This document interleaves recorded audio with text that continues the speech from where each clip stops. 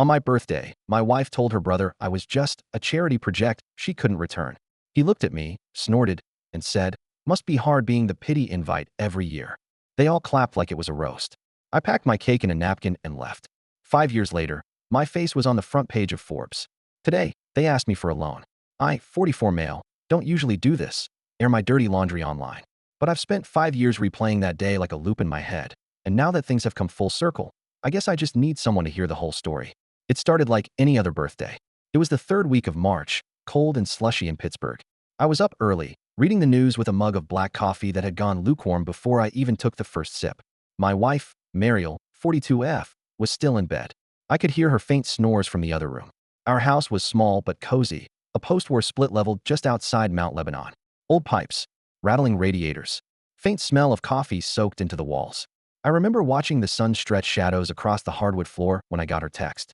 "Hey, don't forget, dinner at Cam's tonight." He's grilling. Cam, her brother. Cameron was one of those guys who always acted like he was auditioning for a reality show no one was filming. Everything had to be a joke. Everything had to be at someone else's expense. And if you asked him, he was the family favorite. I replied with a simple thumbs up. Didn't feel like arguing. Didn't feel like celebrating, either. Birthdays had always made me weirdly reflective, especially since my dad passed. He used to call me every March 23rd at 7:11 a.m. sharp. "That's when you took your first breath," he used to say. This was my 5th birthday without that call. That night, I wore the same thing I always wore when we went to her family's get-togethers: dark jeans, a charcoal sweater, and my old leather boots. Mariel insisted I change. "It's your birthday," she said, adjusting her earrings. "At least look like you tried." I didn't reply, just went to the bathroom, washed my face, and hoped the night would pass quickly. Cam's house was buzzing when we arrived. Laughter spilled out the windows.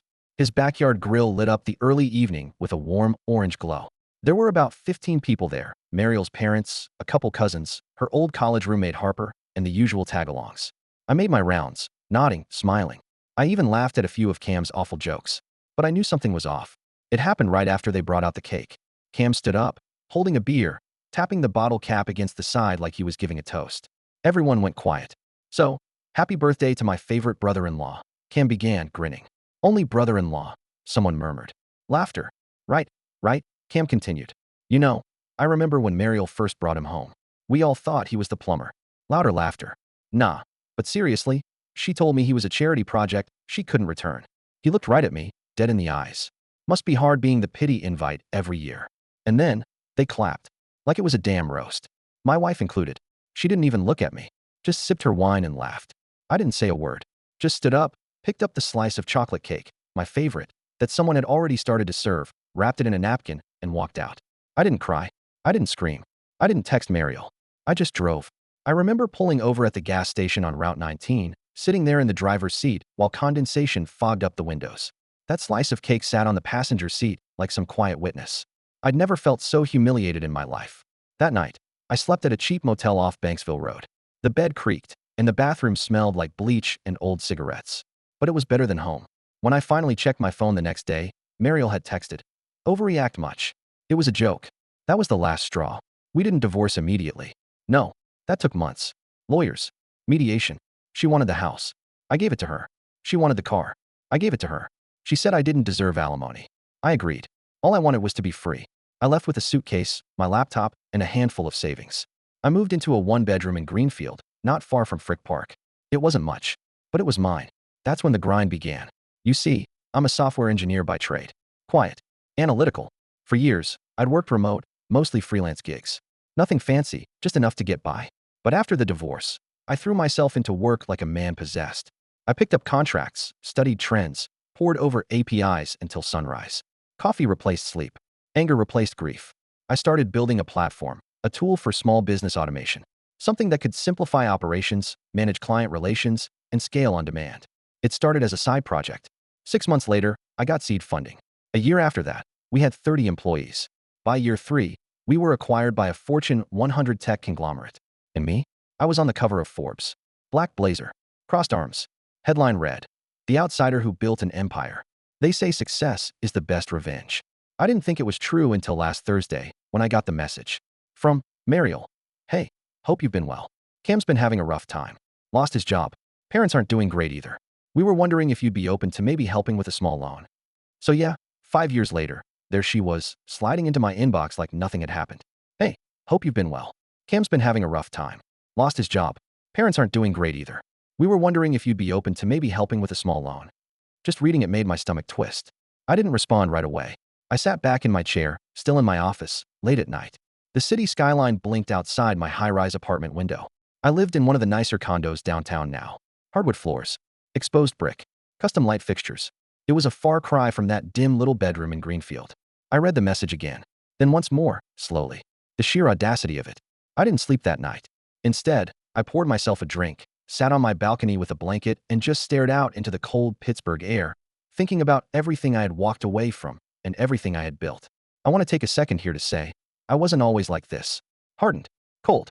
Before Mariel, I was soft, kind, trusting even. I wasn't the loudest guy in the room, but I was dependable. People used to say I had a calming presence. I cared about people, probably too much. And I loved Mariel. God, I loved her. Back when we met, at a friend's wedding in Erie, I thought she was the most elegant woman I had ever seen. Confident, stylish, sharp. She liked that I wasn't flashy. She used to call me her quiet anchor. But over the years, that changed. The jabs started small. Little digs about my income. How her co-workers' husbands were doing more with their careers. I brushed it off. Then it became the way she talked about me to her friends, like I was a project. Something she was working on. And yet I stayed. Until the night she laughed while her brother humiliated me in front of a room full of people. The next morning after her message, I decided to go for a walk. I needed to think. I bundled up, threw on a hoodie and gloves, and headed toward Point State Park. The river was half frozen. Birds clustered on the ice. I passed joggers and dog walkers, but all I could think about was that damn dinner party. I remember the looks. The way Mariel's cousin snorted when Cam called me a pity invite. The silence that followed when I stood up and just walked away. No one stopped me. Not even Mariel. Especially not Mariel. It was like I'd never existed. When I got home, I opened my laptop. Her message was still there. I clicked reply, then sat there, fingers hovering over the keys. I thought about saying something cold, something sharp, something that would hurt. God knows I had enough ammo. But then I remembered how much time I wasted holding on to that anger. So instead, I wrote, Hi Mariel. I appreciate you reaching out. I hope you and your family find the support you need during this difficult time. Unfortunately, I'm not in a position to help. Take care. And I sent it. No fanfare. No zingers. No satisfaction really. But something inside me finally let go. Later that night, I got a reply. Wow. Cold. After everything. I didn't respond. A day later, another one. It was just a joke, you know? I didn't mean any of it. We were just teasing. You never could take a joke. Still, I said nothing. And then finally, you know what? I'm glad we're not together anymore. You were always so boring. This whole look at me now act is pathetic. I feel sorry for you. That one made me laugh. Not because it was funny, but because it was so perfectly her. That need to have the last word. That need to stay on top, even when the world was crumbling under her. Later that week, I got lunch with an old friend, Calvin, from my freelance days. He'd stuck by me even after everything went down. We were sitting at Gaucho Paria, Argentina, splitting empanadas and sipping beers. So, he said, leaning back, you finally heard from her? I nodded. She wanted money. Of course she did. People like that always come crawling back. I poked at my steak. Yeah, it was surreal. You say anything back? Told her I couldn't help. Cal grinned. Classy. I would have told her to kick rocks. Nah, I said. That would have kept the anger alive. I'm done being angry. I just don't want anything from her. Not even revenge. Cal raised his glass. To peace, then. I raised mine too. To peace. I don't know why I'm sharing all of this now. Maybe because I want someone out there to know that no matter how far down you feel, there's always a way back up. It's not easy. It's not instant. It takes everything you have. But if you're sitting alone in your car with a slice of birthday cake on the seat next to you, wondering how you got there, just know you're not alone. And this isn't the end. About a week after I shut the door on Mariel, something strange started happening. Her family, people I hadn't heard from in years, started finding me online. First it was her cousin, Aaron. He added me on LinkedIn with a little note. Wow, man. Congrats on the success. Would love to reconnect. I didn't accept. Then it was Harper, her college roommate. The one who always gave me backhanded compliments like, you're not what I pictured Mariel ending up with, but you're sweet. She'd met me on Instagram. Hey stranger. Heard about your company. Amazing stuff. We should grab coffee sometime. I'm in town for the next few weeks. Smiley face. I didn't even open it. At first, I thought it was a coincidence. But then I got a message from Mariel's mother. Dear Henry, I realize it's been a long time. I was saddened to hear how things ended between you and Mariel. I want you to know, you were always a kind soul. Please don't let past misunderstandings keep you from helping where you can. Family is family. That one hit different. I stared at it for a long time. Mariel's mom, Carla, had always treated me like I didn't quite belong. Like I was a stray dog Mariel brought home. She'd never been cruel, but she had that fake politeness people use when they want you to know you're not really welcome. Now she was calling me family.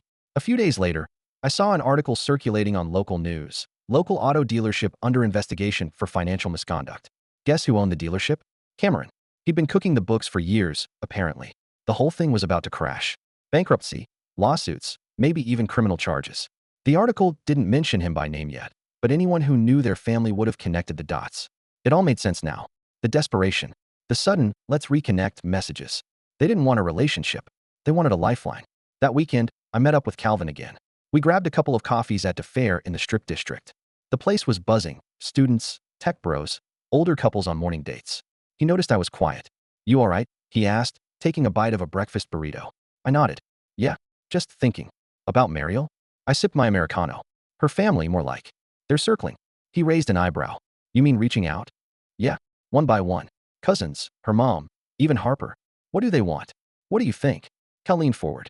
You gonna cave? I shook my head. No, but it's weird, you know? For years I was nothing to them. A joke. A placeholder. Now suddenly I'm their only option. Cal sat back. Funny how people change when they think you have something to offer. I couldn't shake the feeling that something else was coming. And I was right.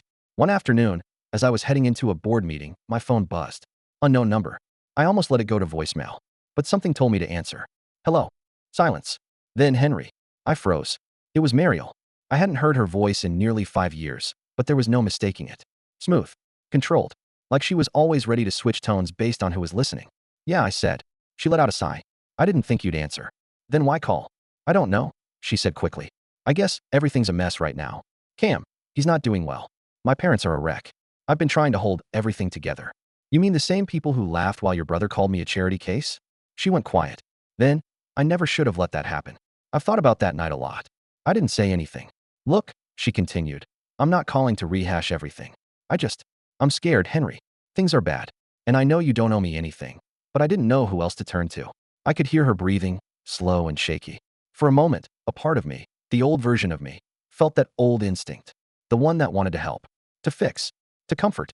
But I wasn't that man anymore. I'm sorry you're going through a tough time, I said finally. But this isn't my burden. You really mean that? She asked. After everything? Especially after everything, I said. Goodbye, Mariel. I hung up. I thought that would be the end of it. But it wasn't. The next day, I got an email. Not from her. Not from Cam. But from her lawyer. Subject line, request for mediation, potential financial agreement. I opened it. Apparently, they were looking into avenues of civil support due to past informal agreements made during the marriage. In plain English, they were trying to shake me down. 5 years after the divorce, after everything had been finalized and signed, they were fishing for anything they could twist into a claim. I couldn't believe it. I forwarded the email to my attorney.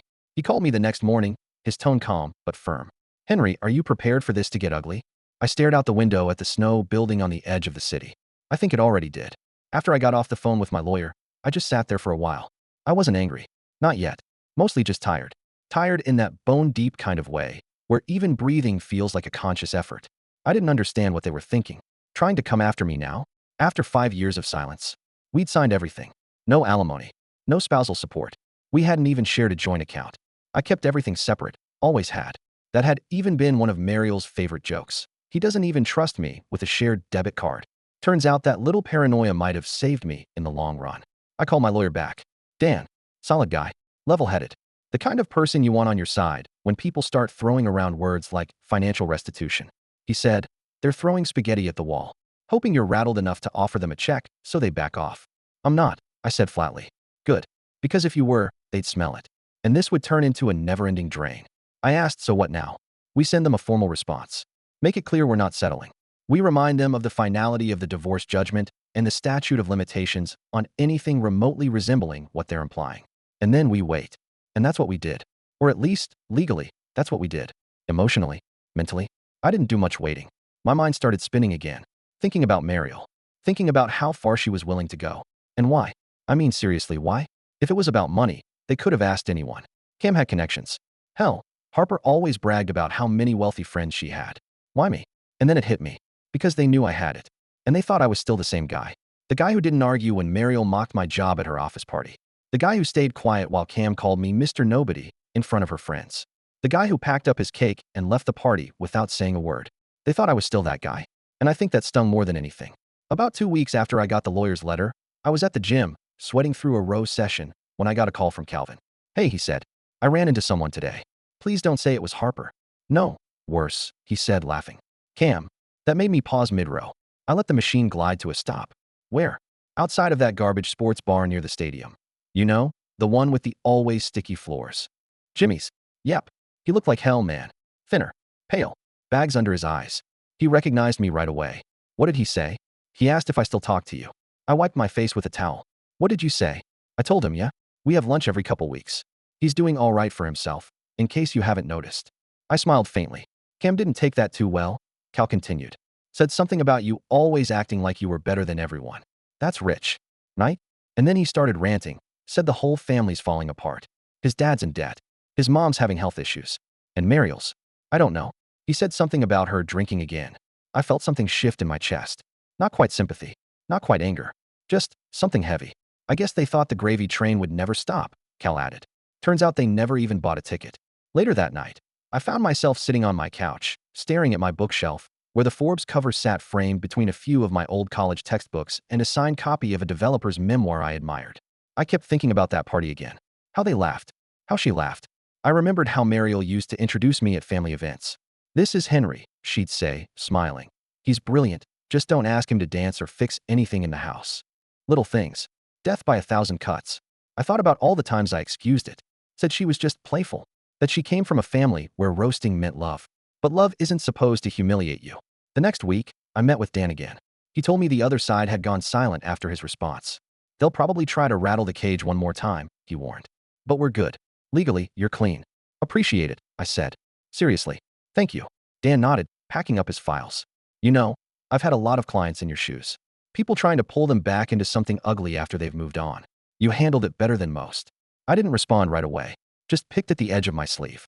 Then I said, I think I'm just tired of being someone else's punching bag. He smiled faintly. Well, you're punching back now. That night, I drove past the old neighborhood. Mount Lebanon. It was weird being there again.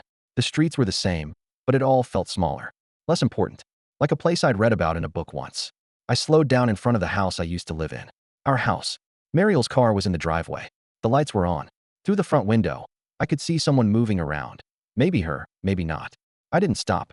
Didn't honk. Just looked for a moment. Took it in. Let the cold night air seep through the crack in the window. Then I kept driving. Didn't look back.